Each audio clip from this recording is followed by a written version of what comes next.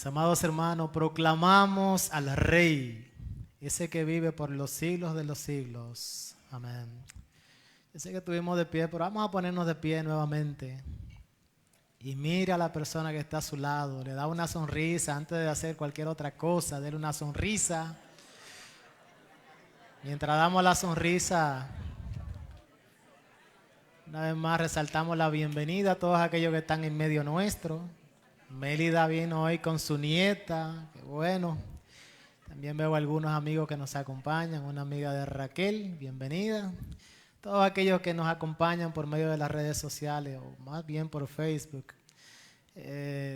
Bienvenidos a la casa del Señor y qué bueno gozarnos en esta hermosa comunión. Ahí de pies, le voy a invitar para que leamos en Mateo capítulo 28, versículos 19 y 20. Un texto que yo sé que muchos de ustedes pudiesen recitar de memoria y algunos dirían ya está en varias versiones. Dice la palabra del Señor: por tanto, id y haced discípulos a todas las naciones, bautizándole en el nombre del Padre y del Hijo y del Espíritu Santo, enseñándoles que guarden todas las cosas que os he mandado. Y he aquí, yo estoy con ustedes todos los días hasta el fin del mundo. Amén. Hechos capítulo 1, versículo 8. Y recibirán poder cuando haya descendido sobre ustedes el Espíritu Santo, y ustedes serán mis testigos en Jerusalén, en toda Judea, en Samaria y hasta lo último de la tierra. Padre, esta es tu palabra y tu palabra tiene poder. Tu palabra tiene poder para salvar. Tu palabra tiene poder para transformar. Tu palabra es el espejo que nos muestra nuestro rostro y cómo debemos nosotros lucir. Así que, Señor, confiamos en el poder de tu palabra para que ella haga en medio nuestro aquello que tú quieres hacer. Así que, Señor, no solo danos un oído abierto para escucharte, sino también una voluntad dispuesta para obedecer si escuchamos tu voz. Señor, guíanos, porque te lo pedimos en el nombre de Jesús. Amén. Muchas gracias, pueden sentarse. En el año 1955, 5 misioneros americanos fueron asesinados en una tribu en la selva de los Amazonas en Ecuador. De aquellos 5 jóvenes, 3 eran miembros de nuestras asambleas de hermanos libres, como nosotros somos conocidos en algunos lugares en el exterior. Eran jóvenes brillantes. Recién habían terminado sus carreras universitarias con índices académicos excelentísimos. Cualquiera de esos jóvenes pudo haber sido profesor en cualquier afamada universidad en el año 55. Sin embargo, el corazón de aquellos jóvenes estaba cargado por el llamado que el Señor hace a cada uno de los suyos. Una fuerte pasión por la obra misionera quemaba sus corazones. Y ese deseo de vivir para los propósitos de Dios en su vida les impulsaba. Así que ellos se fueron a los Aucas, una de las tribus indígenas de los Amazonas. Una tribu que todavía no había sido alcanzada por la civilización. Estos jóvenes armaron su plan, lograron contactar a algunos miembros de aquella tribu para poder llegar hasta ellos. Y todo estaba listo para ellos ir a proclamar el mensaje entre aquellos indígenas. Sin embargo, al momento de aterrizar su avioneta en las márgenes del río Curaray, cuando iban desmontándose, fueron sorprendidos, atacados con flechas y con otros instrumentos, y fueron brutalmente asesinados. Los 5 murieron. Y murieron en su intento de nada más y nada menos que llevar el evangelio a una tribu que no conocía a Cristo y que se perdía. Y estos jovencitos murieron, pero también dejaron viuda a 5 jovencitas, algunas de ellas con niños bien pequeñitos. Uno de esos jóvenes era Jim Elliot, que en un sermón que él había predicado antes, él pronunció una de las palabras más famosas en el cristianismo hoy en día, en el mundo cristiano. Él dijo: no es un tonto aquel que da lo que no puede retener para ganar lo que no puede perder. Y aunque quizás el final de esta historia puede parecer triste, déjeme decirle que no es así. En el año 1959, las esposas de Jim Elliot y Nate Saint, Elizabeth y Rachel, impulsadas también por esa misma pasión, ¿saben qué hicieron? Volvieron allá a la jungla y vivieron entre los Waorani, la tribu donde sus esposos iban a predicar a Cristo. Y allá predicaron y alcanzaron a muchos. Y yo me pregunto,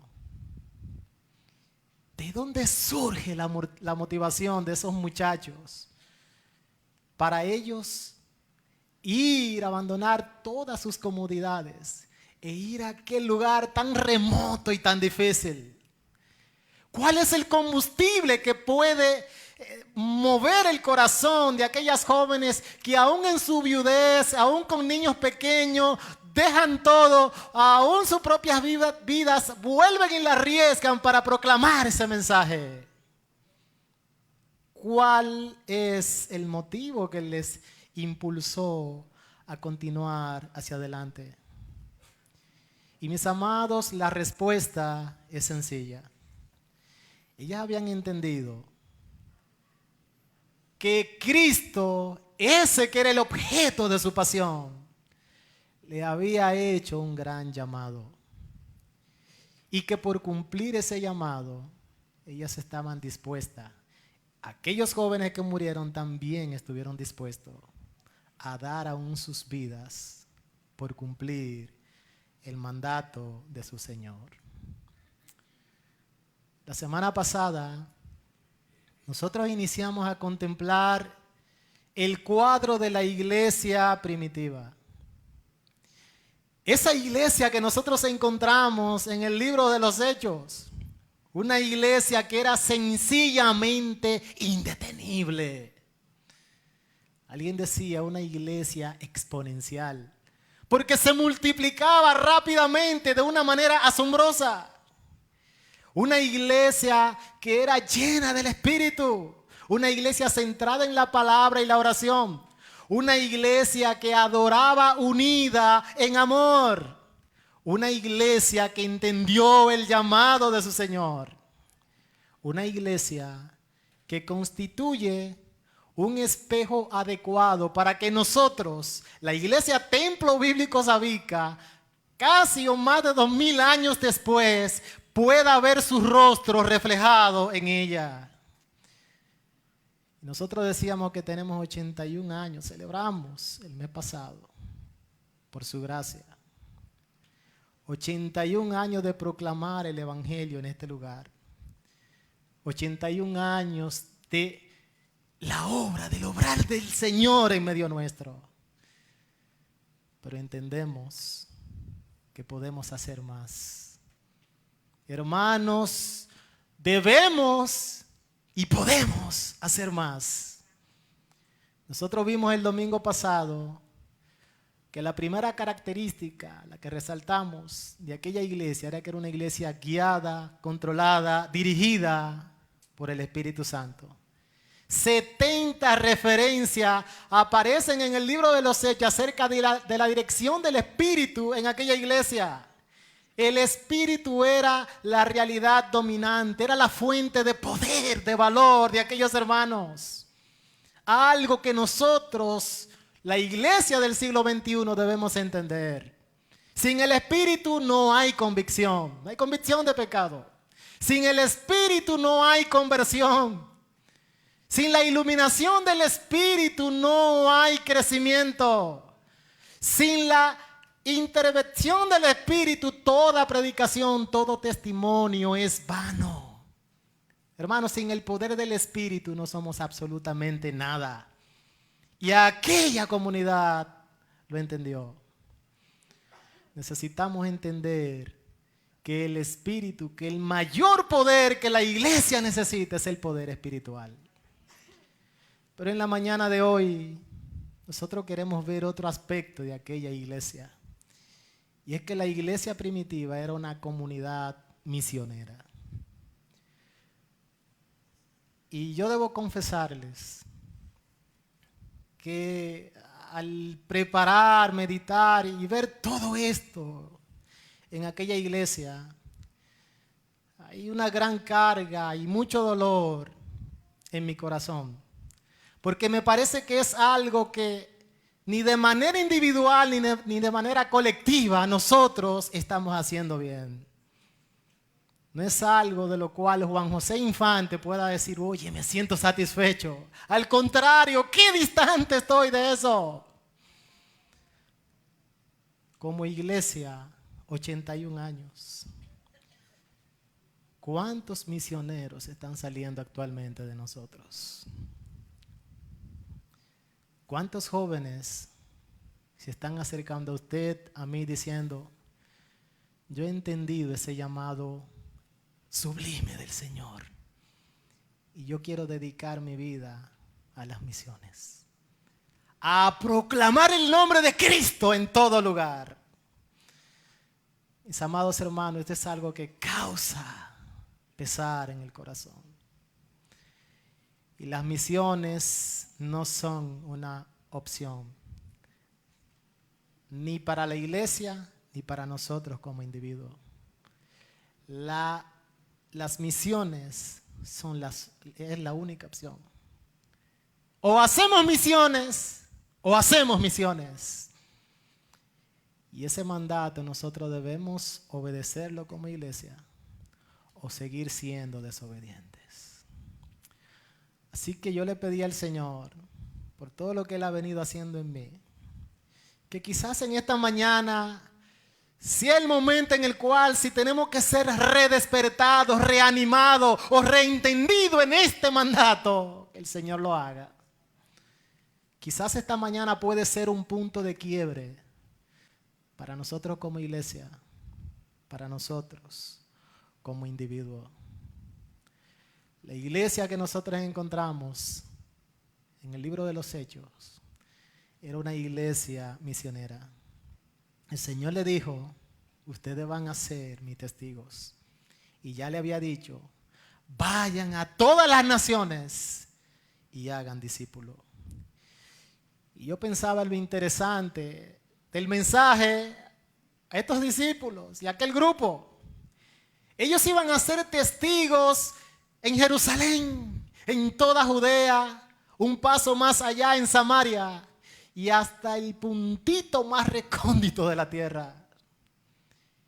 Y yo pensaba ahí en Jerusalén, pero días antes el mismo Señor Jesucristo había sido rechazado por el pueblo judío, brutalmente, cruelmente asesinado de una manera injusta.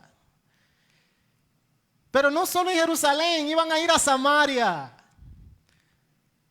un lugar o unas personas que ellos despreciaban, oiga bien, porque los judíos y los samaritanos no se trataban entre sí, pero allá tenían que ir a proclamar el nombre de Cristo. Iban a llegar hasta lo último de la tierra. Y uno dejando la mente volar, la imaginación. ¿Cómo ya estaban pensando que iba a pasar todo esto? Quizás pensaban que iban a ir juntitos todos con una armonía. No. Pronto iban a aprender que ese evangelio que se predicaba primeramente a los judíos también era para los gentiles. Por eso el alboroto a partir de Hechos capítulo 11. Pero pudieron entender que iban a proclamar un mensaje que tiene poder para salvar al judío primeramente y también al griego. Un mensaje que es poder de Dios para salvación de todos. Así que lo que yo quiero hacer en esta mañana es básicamente desarrollar 2 puntos, al igual que la semana pasada. En primer lugar, vamos a ver la realidad de aquella iglesia como comunidad misionera.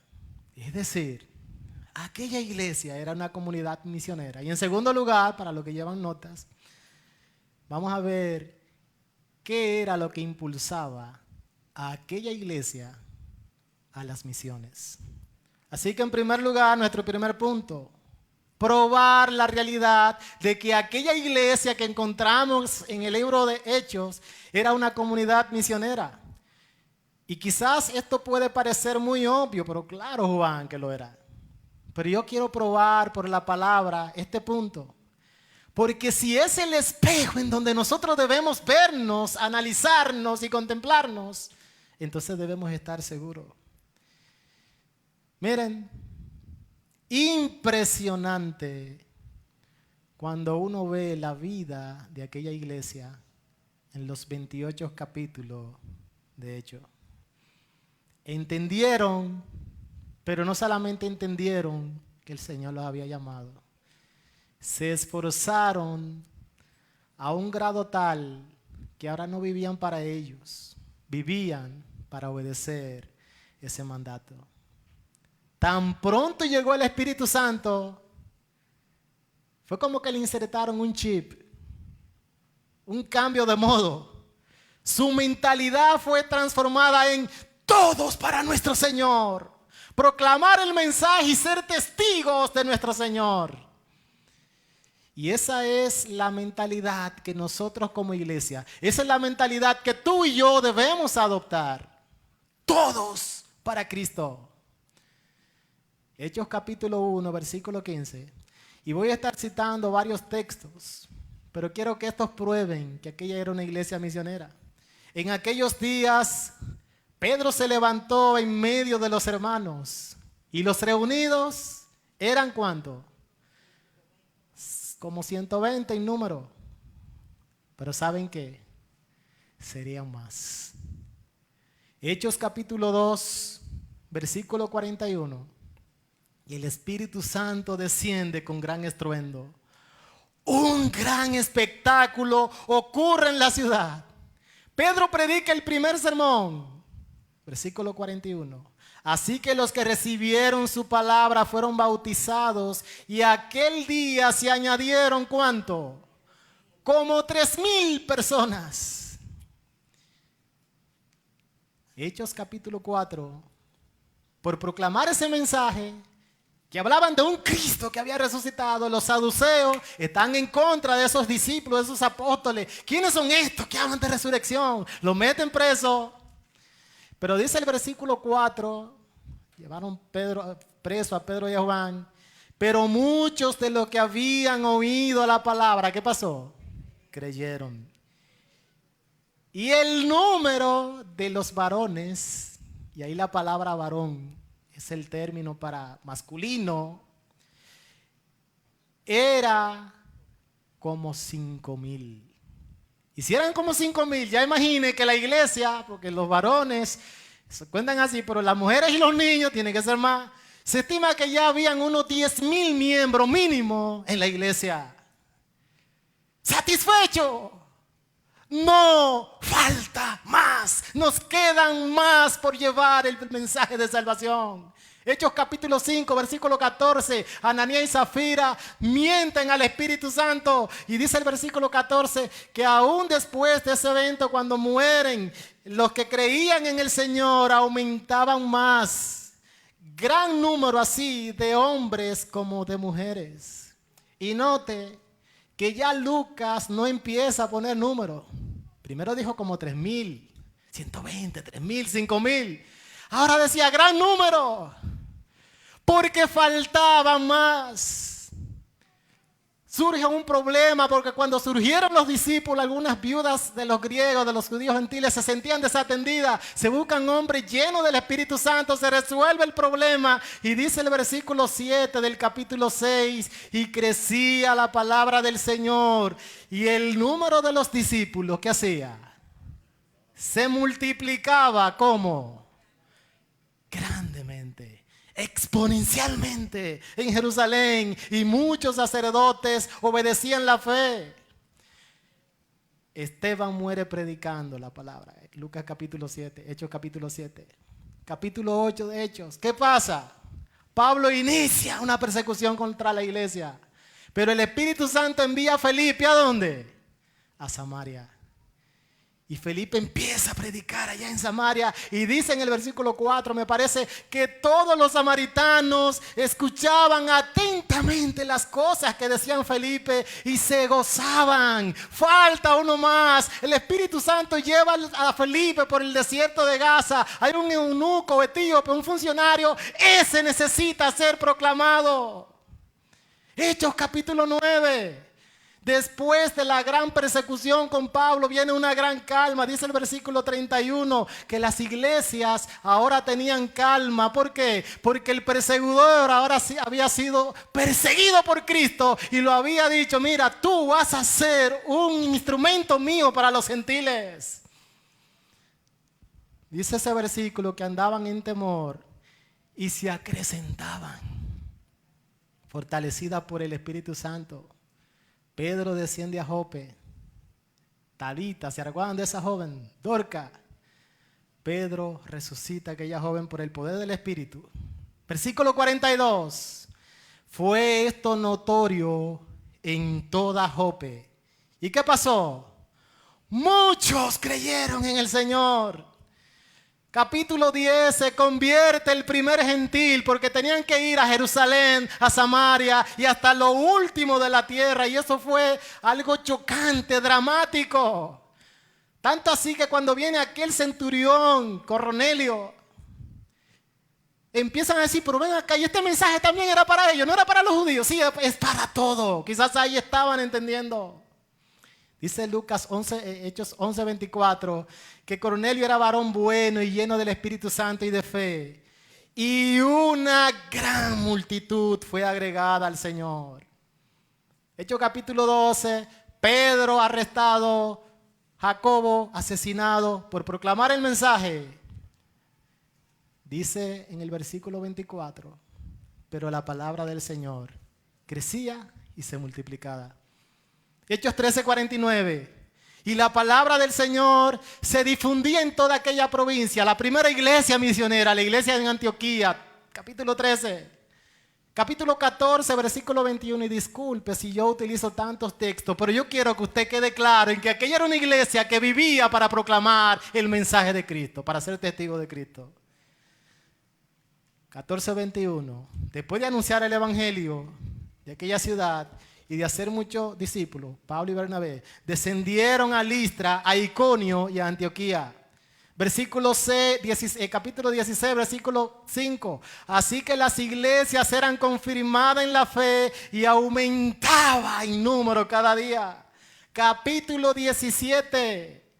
Versículo 4, y algunos de ellos se juntaron con Pablo y Silas, ahora Pablo en ese viaje misionero, y griegos de los judíos piadosos, gran número de gentiles y mujeres no pocas.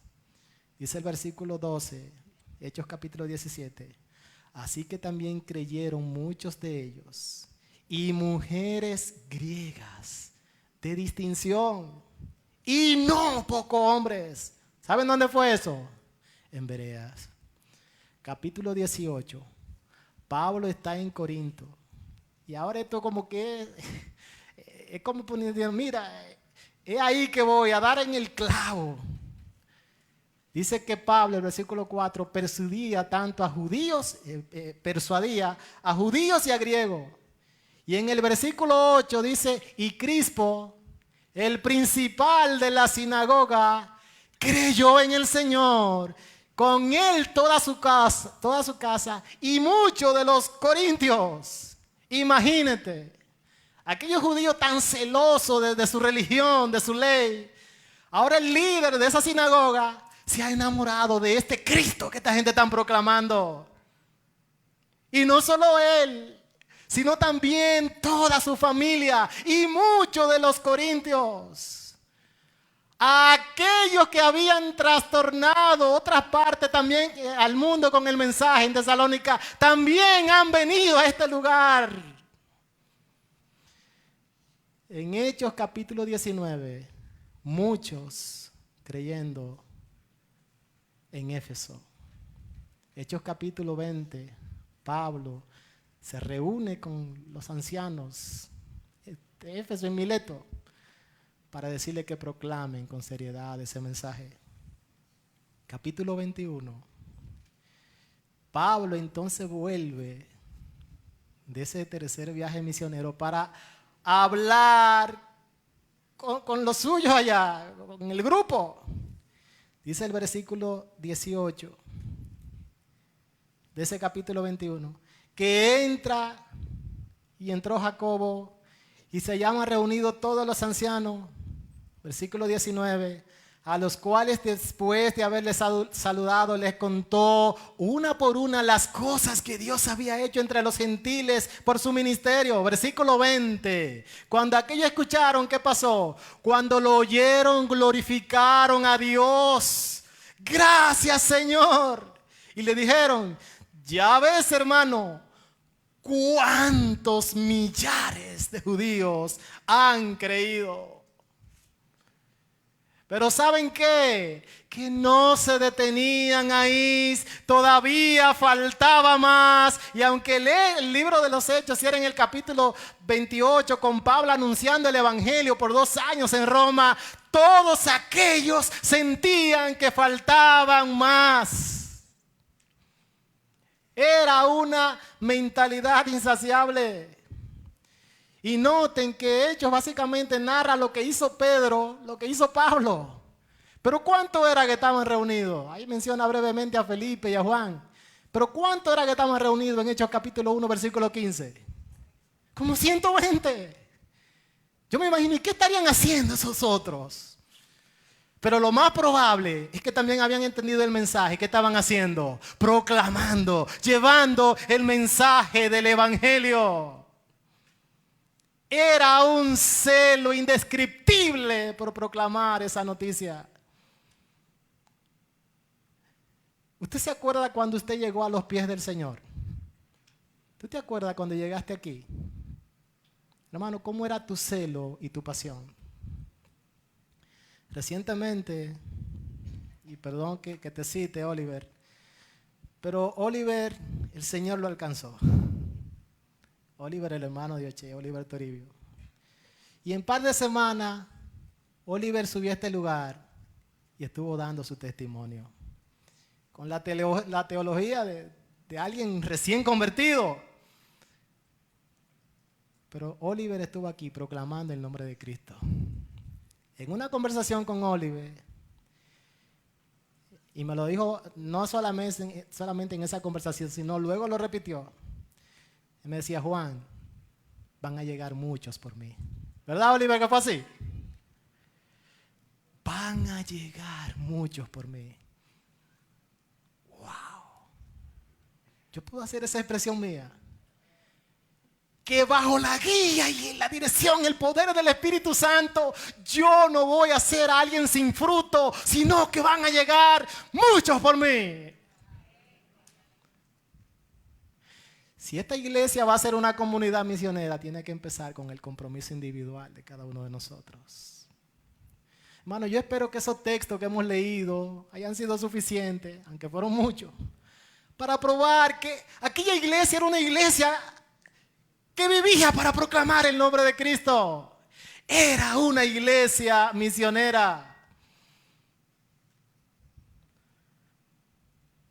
En segundo lugar, yo quiero que notemos algunas razones que impulsaban a aquella iglesia a vivir dedicada a las misiones o a la misión, que le llevaba a ser testigo de Cristo. ¿Cuáles son estas razones? Número 1, y es muy evidente, ellos entendieron claramente la belleza y la importancia del llamado. Hermano, como le dije hace un momentito, no fue que solamente escucharon la voz del Señor, es que la obedecieron. Y la obedecieron no a media, sino con todas las fuerzas de su ser. Ahora ellos vivirían tan solo para eso. Los pescadores colgaron sus redes, quizá la vendieron, dejaron su negocio. Hay un negocio mayor y más importante. ¿Cuál es? Proclamar a Cristo, proclamar su nombre. Y dieron sus vidas. Todos, según la tradición, fueron asesinados, ejecutados, muertos. ¿Saben por qué? Por proclamar a ese Cristo resucitado. Por ser testigos de ese Cristo. Dice la tradición que Pedro, cuando fue a morir, él dijo, no, yo no quiero que me crucifiquen igual que mi Señor. Pónganme, voltéenme hacia abajo, porque yo no soy digno ni siquiera de vivir como Él. El único de los apóstoles que no fue ejecutado, aunque luego algunos dicen que sí, que finalmente fue ejecutado, fue Juan, que fue exiliado, deportado a una isla que se llamaba Patmos. Pero todos, lo que quiero que noten, es que al entender el mensaje, estuvieron dispuestos a dar todo lo que tenían, a dar toda su vida. Impresionante. Te pregunto, ¿no es algo que nosotros también debemos entender? Hermano, es muy difícil entender esto.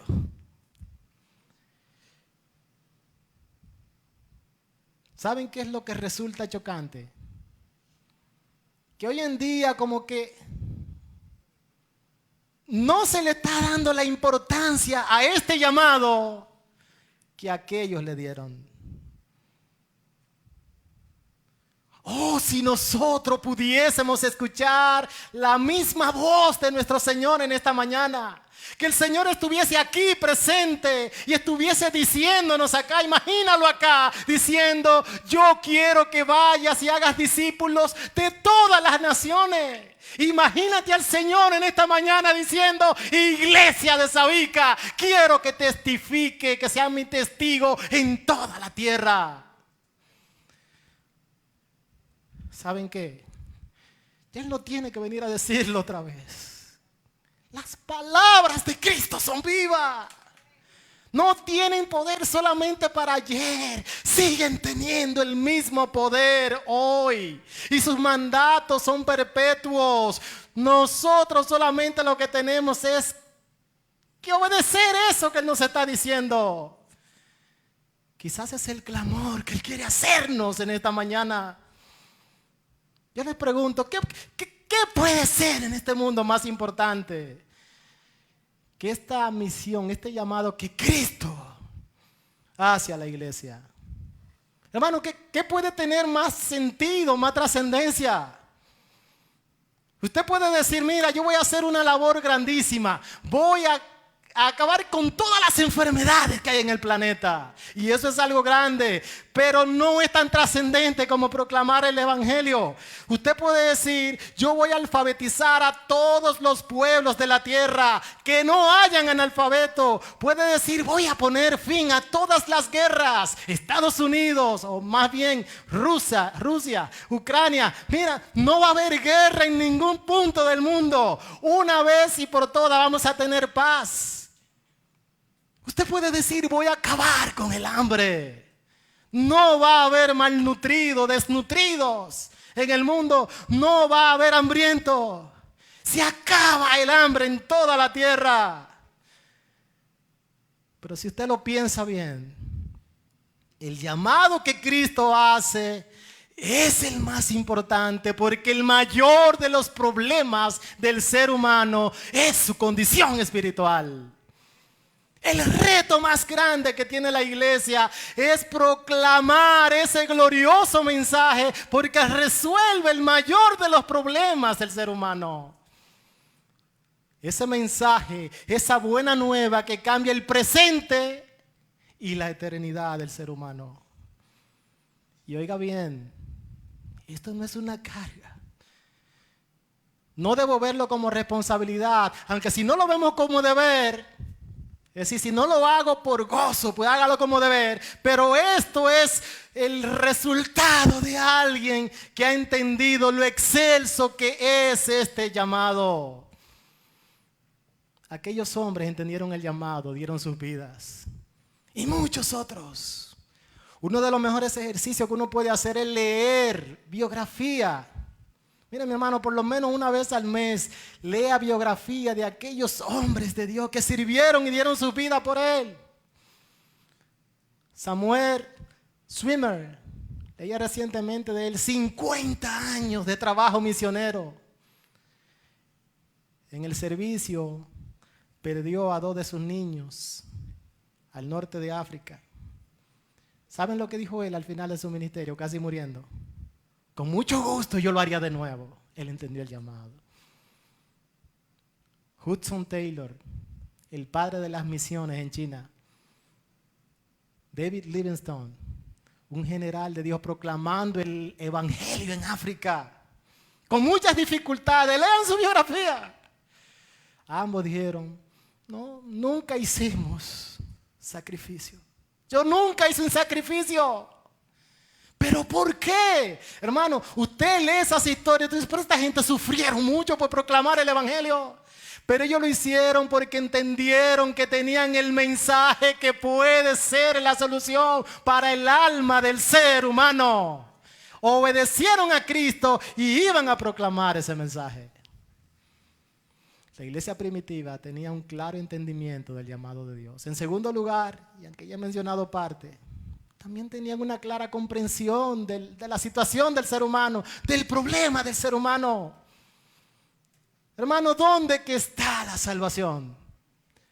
Pedro dice, Hechos, capítulo 4, versículo 12. Oye, que no proclamen ese Cristo. Así era que le estaban diciendo. Y él dice, pero ¿cómo no? En ningún otro hay salvación. No hay otro nombre dado a los hombres en el cual podamos ser salvos.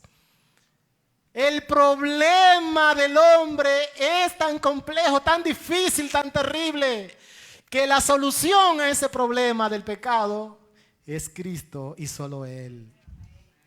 Y cuando nosotros entendemos el llamado, entendemos la urgencia de este llamado, entonces se despierta en nosotros pasión por aquellos que se pierden. En aquella cultura de tantos dioses, no era la diosa Diana de los Efesios. No era la diosa Afrodita, Júpiter. No era ni el sol ni la luna, objetos que se adoraban. Cuando Pablo visita Atenas, Hechos capítulo 17, ¿qué es lo que él dice? Oye, pero yo observo que ustedes son muy religiosos. Hay un Dios para todo. ¿Qué le va a decir al final?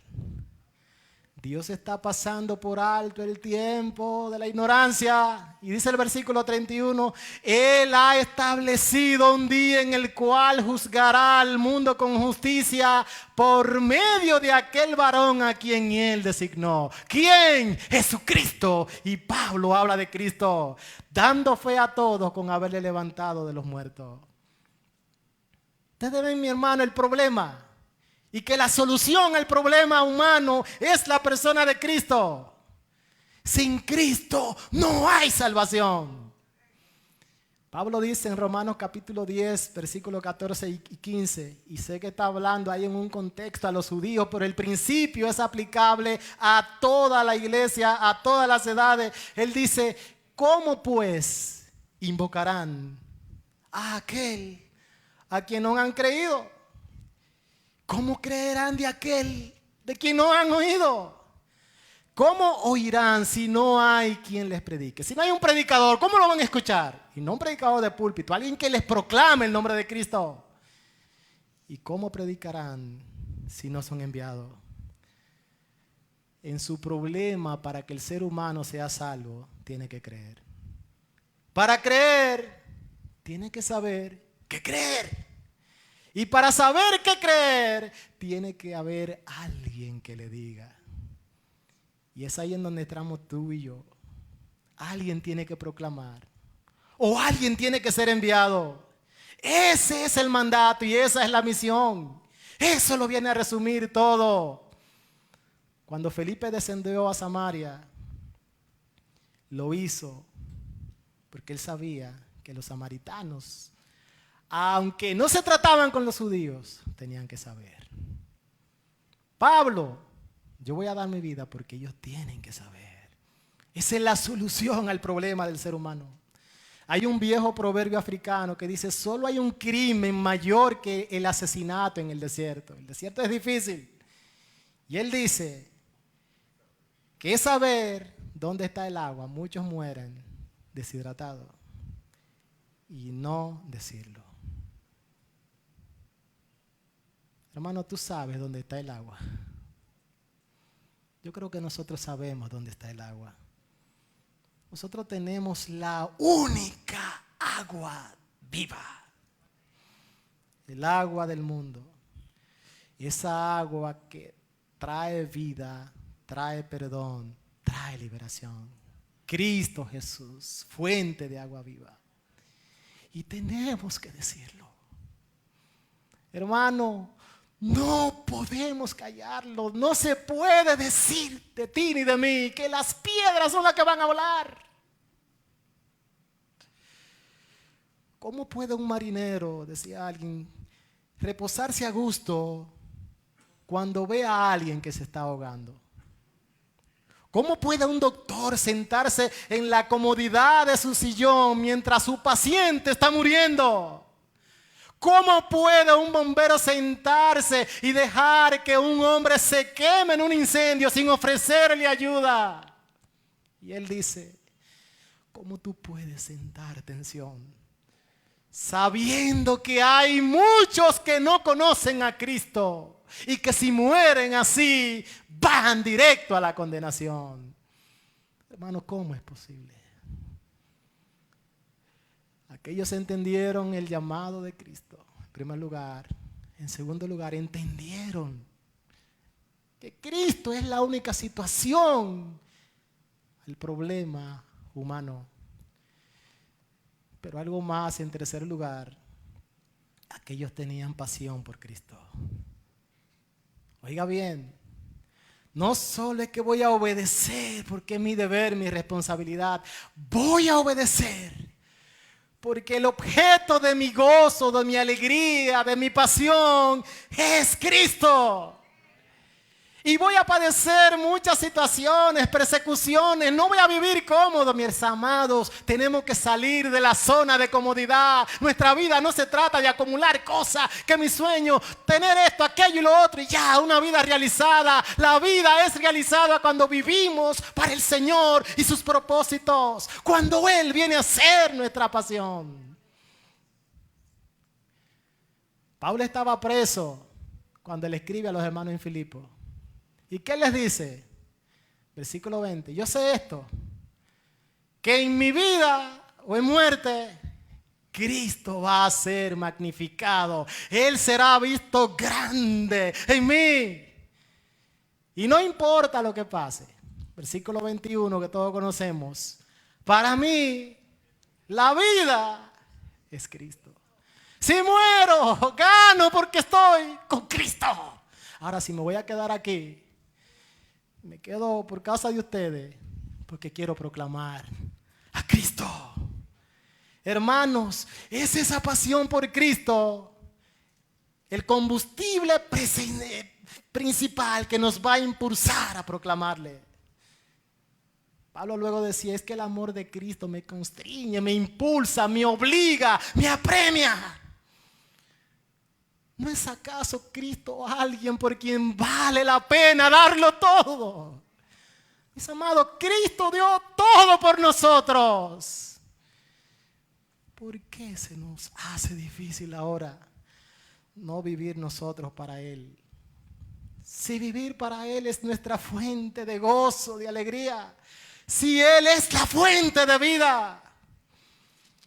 La pasión por Cristo es lo que debe llevarnos a proclamarle. Como cantábamos hace un instante. Él es Rey. ¿Quién, mi Señor? Él es digno. Él es Rey. Y qué hermoso el final del coro cuando todos a gran voz pudimos decir, Él es Rey. Hermanos, porque hay pasión por ese Cristo, debemos proclamarle porque Él es Rey. Al norte de la India, miren estos datos, y no son datos tan recientes, tienen un par de años ya, 600 millones de personas, 600 millones. Solo el 0.5% conocen y han oído el Evangelio. 597 millones de personas no conocen a Cristo. Hindúes, musulmanes y sikhs. Pero si Él es Rey, si Él es digno, si Él es el único que puede salvar a esos 597 millones, si Jesucristo es el único soberano, el que merece que todos le adoren, alguien tiene que ir.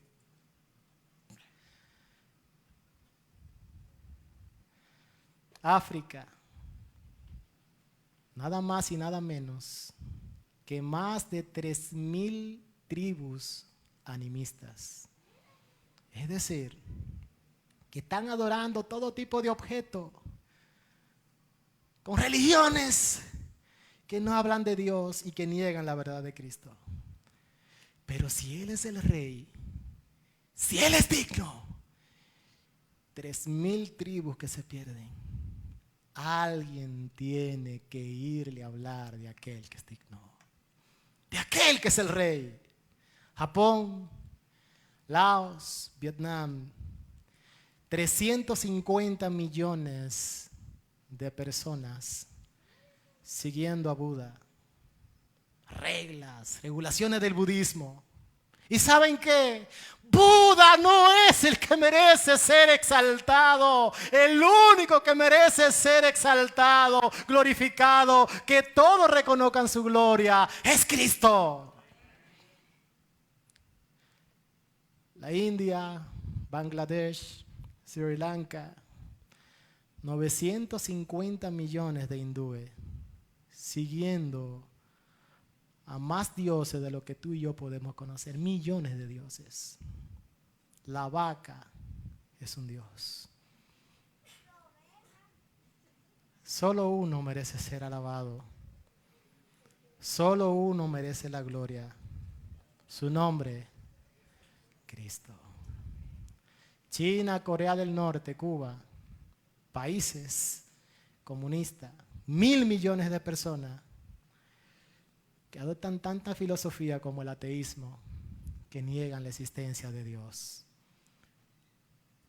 Medio Oriente, Asia Central, 1,500 millones de musulmanes ayunando, dando limosnas, yendo a peregrinaciones anuales a la Meca, que están orando 5 veces a un Dios falso.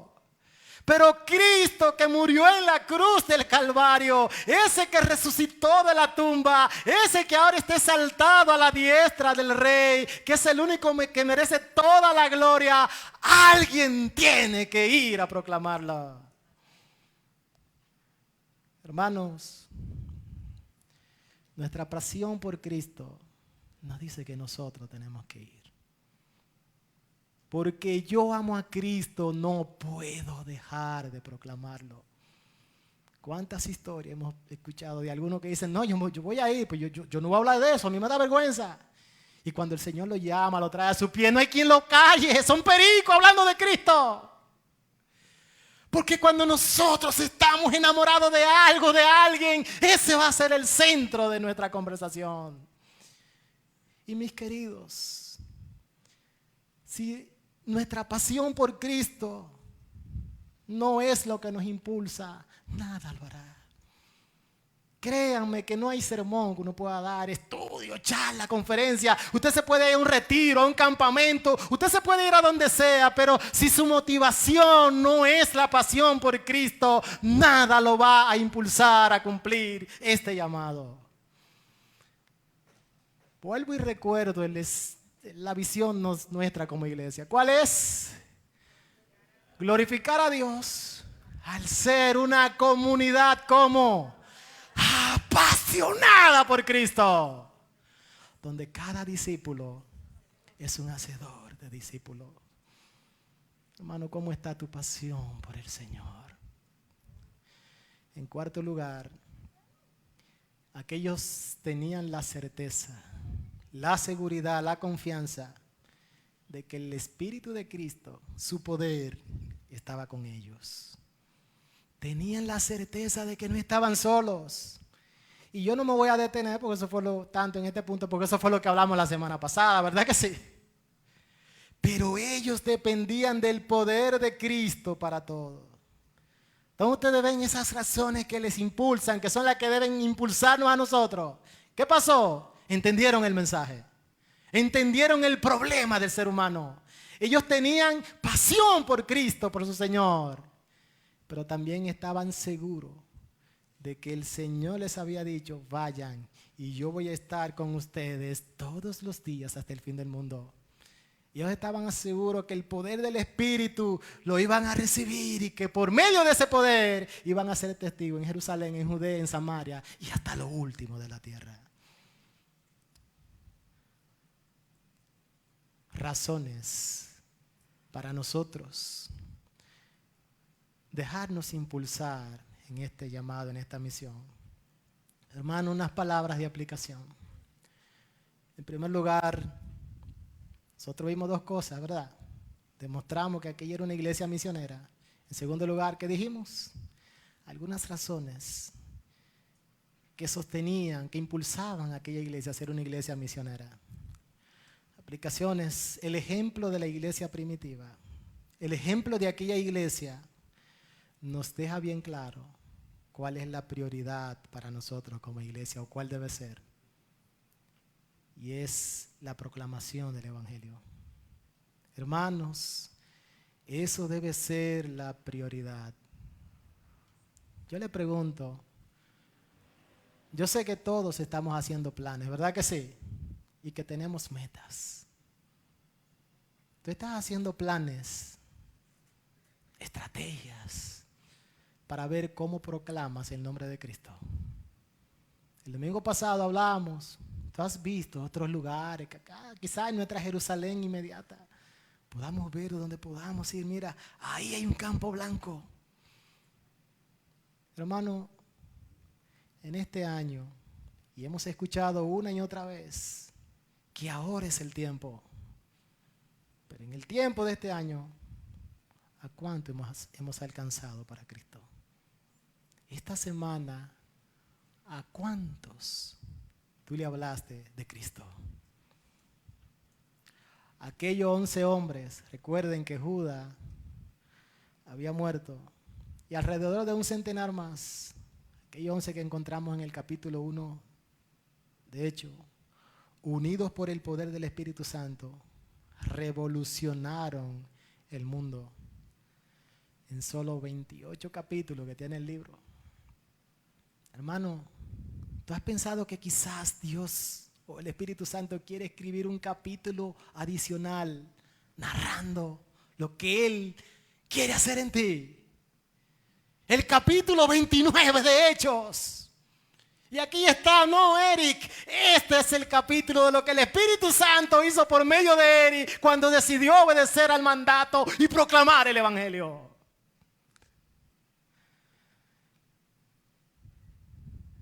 Yo le pregunto, ¿acaso vamos a seguir escuchando?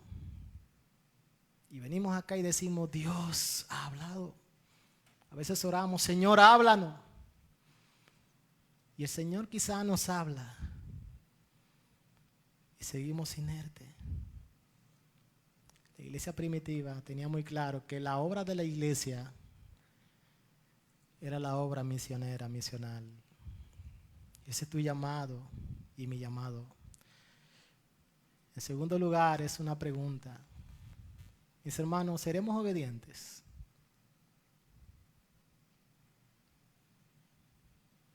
Decía John Piper, ve, envía o desobedece. Porque eso es. Hermanos, Dios nos habla. Y cuando Él nos habla, lo más importante es que nosotros podamos obedecer lo que Él nos dice. El éxito, la hermosura de lo que pasa acá. Oye, qué buena la prédica de hoy. Eso no es lo más importante, lo que estamos haciendo aquí ahora. Eso es importante, pero lo más importante es lo que sucede cuando salimos por esa puerta. Es allá afuera donde tenemos que ir a predicar, hermanos. Ir a las naciones. Me llamó mucho escuchar a un pastor californiano, Bill Hall. Él dijo, las iglesias en América están llenas de asientos listos para llenarlos. Catadores esquizofrénicos de sermones espirituales, pero cuya creencia y conducta no son congruentes. ¡Qué buen sermón! Dios me habla y no hago nada. Mis amados, si Dios nos ha hablado, ¿qué es lo que tenemos que hacer? Es obedecer. Si entiendes esta mañana que ese es el llamado de Dios, actúa, actuemos. ¿Qué pasa? Como que no somos nosotros tan capaces de disminuir a aquellos que van al infierno. Nos hemos acostumbrado a la comunidad. Las iglesias son refugios donde cerramos las puertas, disfrutamos la música, disfrutamos el tiempo, disfrutamos la compañía, hasta disfrutamos la palabra. Pero si el mundo no escucha de Cristo, no hacemos nada. Tenemos que reaccionar. Tenemos que despertar.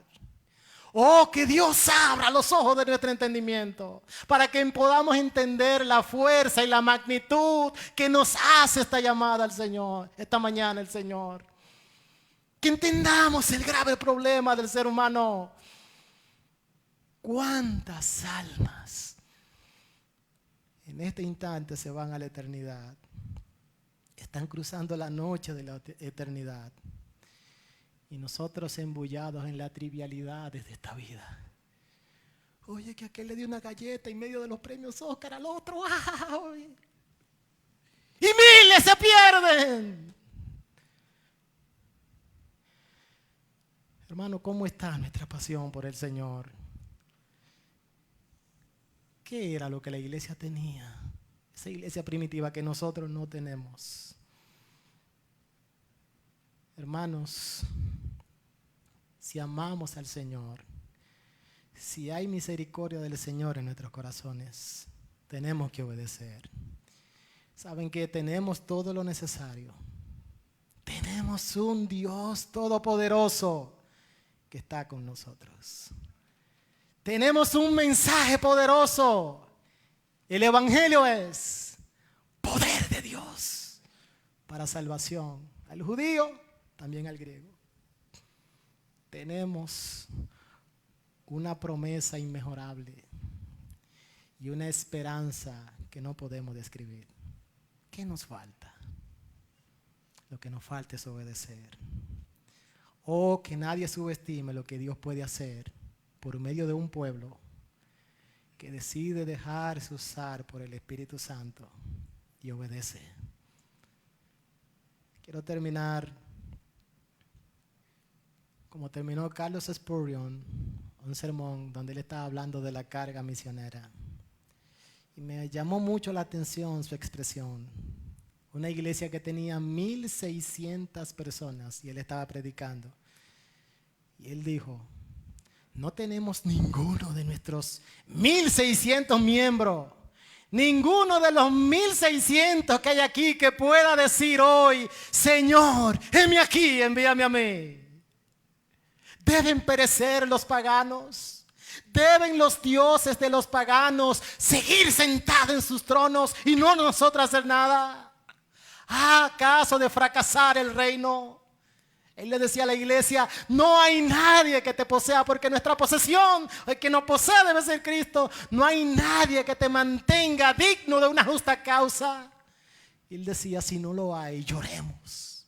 Lloremos ante tal calamidad. Mis amados, hay en medio nuestro alguno que el Señor está tocando y levantando, que está diciendo, Señor, envíame a mí.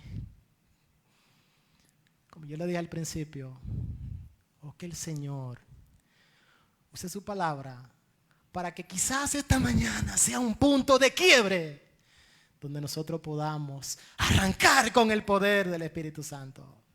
Señor, haz milagros en medio nuestro. Y el Señor lo hace. Pero el Señor, tenemos que pedirle que haga el milagro de despertar nuestra conciencia para que nosotros podamos ver a Cristo, podamos proclamar a Cristo y que podamos vivir dedicando todas nuestras vidas para Él.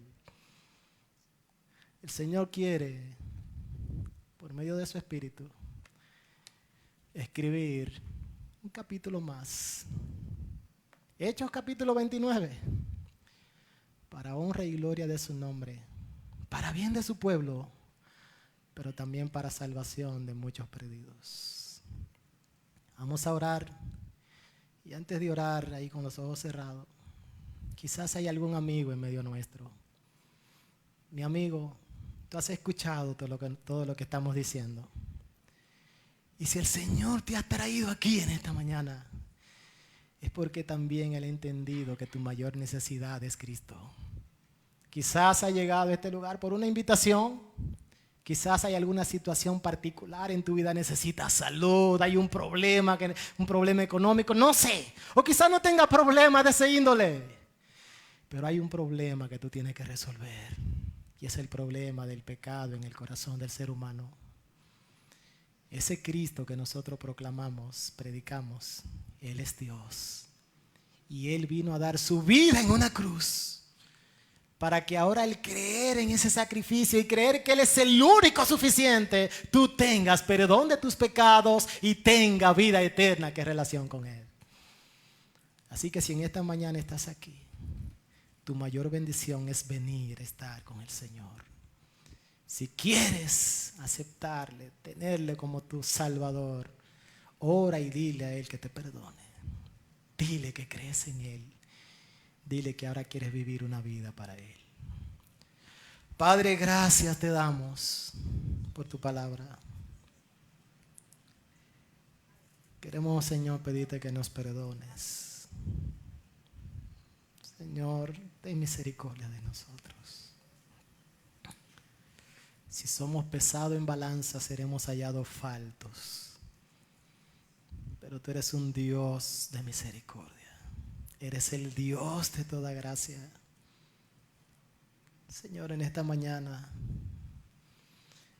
más que dejarnos abrumar por el peso de nuestra negligencia en la responsabilidad, lo que queremos es que tu Espíritu nos levante y nos impulse. Oh Señor, cuánto necesitamos nosotros obedecer el mandato de tu amado Hijo, de nuestro Señor. Señor, necesitamos de ti. Tú nos has dado todo. Permítenos que nosotros podamos darlo todo por ti. Oh Señor, en esta mañana te suplicamos que hagas de cada uno de nosotros una persona misionera. Que oremos por las misiones. Que colaboremos con las misiones, aportemos, que vayamos, oh Señor, a las misiones. Ayúdanos, oh Señor. Sabemos que este es el deseo tuyo y esta es tu voluntad para nuestra vida y para la iglesia. En el nombre de Cristo Jesús nosotros oramos. Amén. Que el Señor continúe bendiciéndonos, mis amados.